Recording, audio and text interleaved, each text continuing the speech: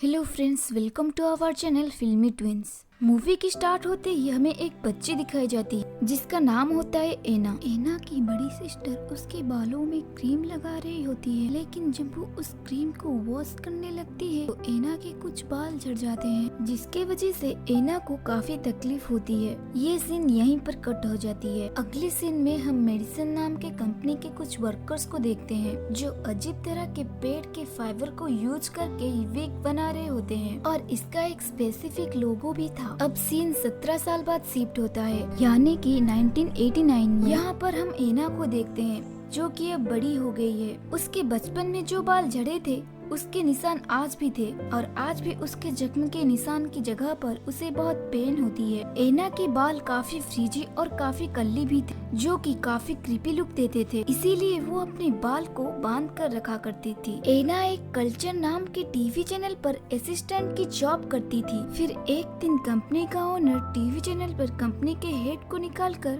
Model को as a head higher कर लेता है, जिसकी वजह से सारा स्टाफ अपसेट हो जाते हैं क्योंकि वो एक एम्प्लॉय थे जिसकी वजह से वो कुछ नहीं कर सकते थे। इसके अलावा उनके पास कोई भी ऑप्शन नहीं था। यहाँ पर हम एक लड़के होस्ट को देखते हैं जिसका नाम होता है जूलियस। यहाँ पर हम जान पाते हैं कि जूलियस और एना रिलेशनशिप में थे, लेकिन उसी रात जूलियस एना के साथ ब्रेकअप करके किसी और के साथ डेट पर चला जाता है। एना जो कि काफी वरिड थी और वॉशरूम में जाकर रोने लगती है क्योंकि एना जो कि काफी टैलेंटेड थी और इस टीवी चैनल के लिए काम कर रही थी, मगर उसकी कोई भी प्रमोशन नहीं हुई थी। यहाँ पर एना जूलियस से काफी जेलस भी हो रही थी कि वो रिसेप्शनिस्ट से डायरेक्ट होस्ट बन गया है। ये सोचते सोचते एना अपने घर चली जाती है और घर का ओनर एना से रेंट मांगने आता है, लेकिन एना उसकी किसी भी बात का जवाब नहीं देती है। एना की लाइफ पिछले कुछ दिनों से काफी डिस्टर्ब भी थी। नेक्स्ट डे चैनल की न्यू हेड जिसका नाम जोरा होता है वो एना को अपने ऑफिस में बुलाती है, जिस पर एना जवाब देती है,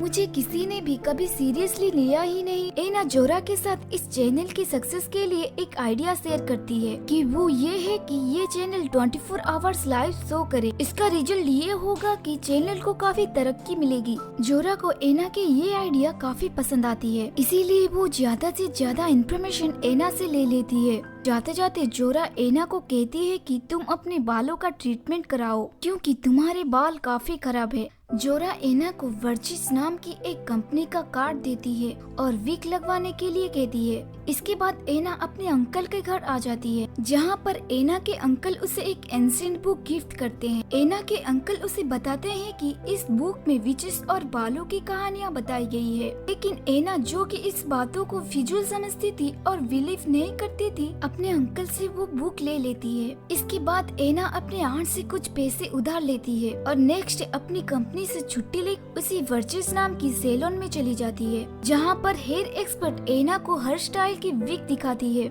उनमें से एना एक विग सिलेक्ट कर लेती है। विग लगाने वाली हेयर एक्सपर्ट एना की बालों को जबरदस्ती कॉन्ग करती है क्योंकि एना ने अपने बाल को कभी भी अच्छे से कॉन्ग नहीं किया था, जिससे एना को बहुत तकलीफ होती है और वो बेहोश हो जाती है। और वो हेयर एक्सपर्ट एना की स्कल में स्टिचेस लगाकर विग को फिक्स करती है। जब एना होश में आती है तो देखती है कि वो बिल्कुल चेंज हो गई है और वो काफी खुश हो जाती है। फिर एना को एक लिक्विड क्रीम भी दी जाती है जो कि उसे अपने बालों में लगानी है। एना को ये भी कहा जाता है कि 1 वीक इन स्टिचेस में पेन होगी, 1 हफ्ते के बाद सब कुछ बिल्कुल ठीक हो जाएगा। एना को एक जरूरी बात भी बताई जाती है और वो ये है कि कभी भी इन बालों पर पानी नहीं लगने देना। इसके बाद फिर से घर का मालिक एना के पास आता है और वो लास्ट वार्निंग देकर वहाँ से चला जाता है। फिर आधी रात को एना अपने अंकल की दी गई एंशिएंट बुक को पढ़ती है। बुक की स्टार्टिंग में जो स्टोरी थी उसे पढ़ने लगती है। एक दिन एक औरत अपने काम से घर जा रही होती है। रास्ते में उसे एक ब्लैक मोस ट्री नजर आता है जो कि काफी वियर्ड लग रहा था और अजीब बात ये है कि उस ट्री में बाल उग रहे थे। उस औरत ने उस ट्री पर लगे हुए बालों को काट कर उसकी एक विग बनाई। स्टोरी में आगे क्या हुआ ये पढ़ने से पहले ही एना को नींद आ जाती है और वो सो जाती है। नेक्स्ट डे एना जब अपने ऑफिस में जाती है तब सब लोग उसे देख रहे थे। एना की लुक चेंज होने पर उसकी तारीफ भी की जाती है। मीटिंग में जोरा एना के उस पूरे आइडिया को चुरा कर नाम लेकर सबको बताती है। मीटिंग के बाद एना जोरा से चैनल की होस्ट बनने की डिमांड कर देती है। इस पर जोरा एना से कहती है कि मैं तुम्हें सोचकर बता दूंगा। हम देखते हैं कि आधी रात को मकान मालिक नशे की हालत में एना के रूम में आता है और एना के साथ जबरदस्ती करने की कोशिश करता है। एना मौका पाकर उसे नाइफ से स्टेप कर देती है। मकान मालिक के सोल्जर से खून आने लगता है और तब वहाँ पर एक अजीब सी चीज होने लगती है। एना के बाल उस मकान मालिक के बॉडी में घुसकर उसका सारा खून पी लेते हैं, जिसकी वजह से मकान मालिक की भी डेथ हो जाती है। ये देखकर एना काफी डर जाती, इसीलिए वो मकान मालिक की डेड बॉडी को अपने घर के पास रखी हुई डस्टबिन में थ्रो कर देती है, जिसकी वजह से पुलिस को भी ये पता नहीं चल पाती है कि आखिर इस मकान मालिक की डेथ हुई कैसे है। फिर हम देखते हैं एना को, जो कि अपने ऑफिस में थी और अचानक से पोजेस हो जाती है। ऐसा फील हो रहा था कि जैसे एना के बालों ने उसको कंट्रोल कर लिया हो। एना वो लिक्विड क्रीम हर रोज अपने बालों में लगाया करती थी। एक बार एना के हाथ पर चोट लग जाती है और एना के बाल उसके चोट से निकलने वाले सारा खून भी पी लेते हैं। इसके बाद एना की बॉडी से जिस हिस्से से खून आता था उसके बाल खून पी लेते थे। और हैरत की बात ये है कि जब बाल खून पी लेते थे तब उनमें शाइनिंग आ जाती थी। अब यहाँ पर ये बात चौंकाने वाली होती है। बहुत से सवाल हमारे दिमाग में उठते हैं कि आखिर ये सब ऐसा क्यों हो रहा है। मीनवाइल हम रात को पार्टी में देखते हैं जोरा जूलियस के साथ ब्रेकअप कर लेती है, इसीलिए जूलियस वापस एना के पास आता है। जब वो दोनों साथ होते हैं तो एना को गुस्सा आ जाता है और वो अचानक से पोजेस्ड हो जाती है और पोजेस्ड एना जूलियस को मार डालती है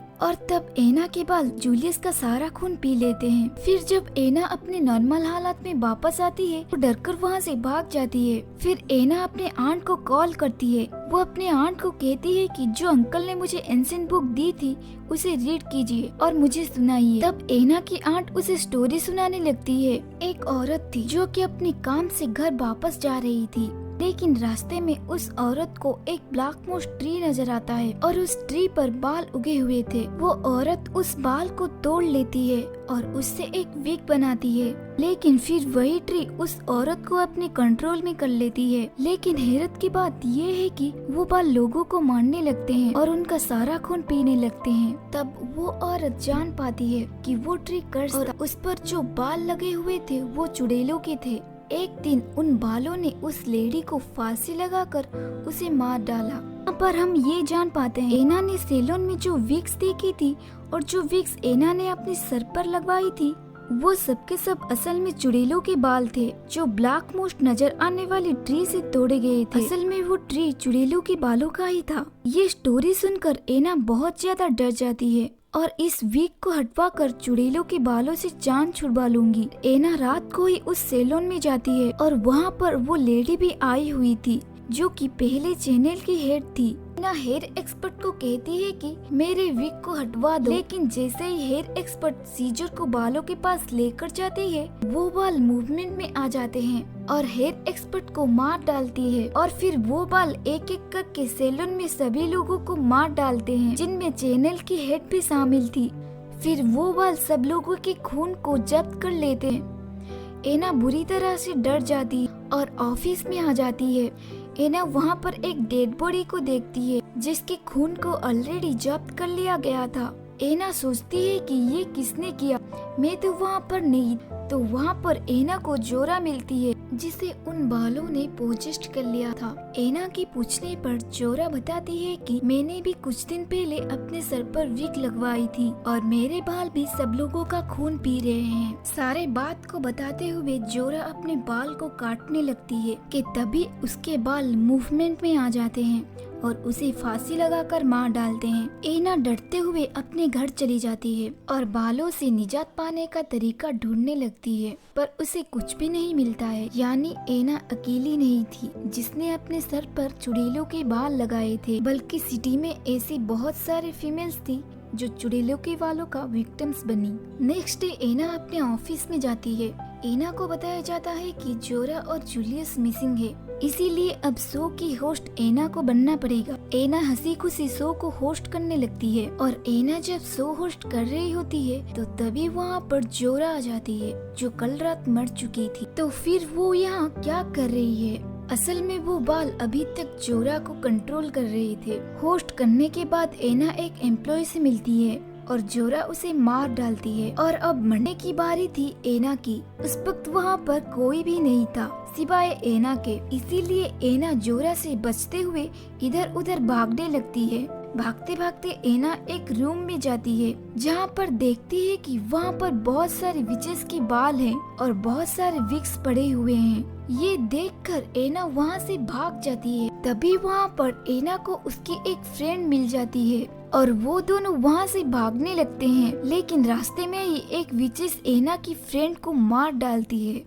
खुद को बचाने के लिए एना एक वॉशरूम में छुप जाती है और एना को मारने के लिए जोरा और बहुत सारे विचेस बाहर वेट कर रहे होते हैं, लेकिन एना को उसकी मौत सामने ही नजर आ रही थी, इसीलिए वो मरने के लिए बिल्कुल तैयार थी। अब एना रिलैक्स होने के लिए सिगरेट जलाती है। एना को वहाँ पर एक फायर स्प्रिंग भी दिखाई देती है, तो एना उसके पास जाकर अपनी गन वाली लाइटर को जलाती है, जिसकी वजह से सारा पानी एना समेत जोरा और वहाँ पर जितने भी फीमेल्स थी सबके सब पर गिरने लगती है। यहाँ पर सब गीले हो चुके थे। एना अपने सारे बालों को स्टिचेस समेत उखाड़कर फेंक देती है, क्योंकि चुड़ैलों के बाल पानी में काम नहीं कर सकते थे। इसके बाद एना बाहर आ जाती है। वो देखती है कि सारे औरतें मर चुकी है, लेकिन जोरा अभी भी जिंदा थी और जोरा को उसके बालों ने कंट्रोल किया हुआ था। लेकिन एना उसे इग्नोर करके अपने घर आ जाती है।